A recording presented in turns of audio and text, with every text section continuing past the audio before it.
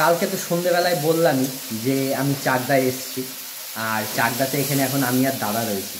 আর আমি আর দাদা আজকে সকালের জলখাবারের জন্য কি বানাচ্ছি দেখুন।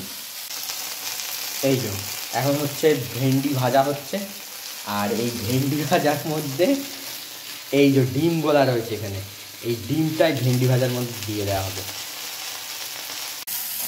আর এই যে ভেন্ডি সেদ্ধ হয়েছে নাকি এখন দেখছি আমি,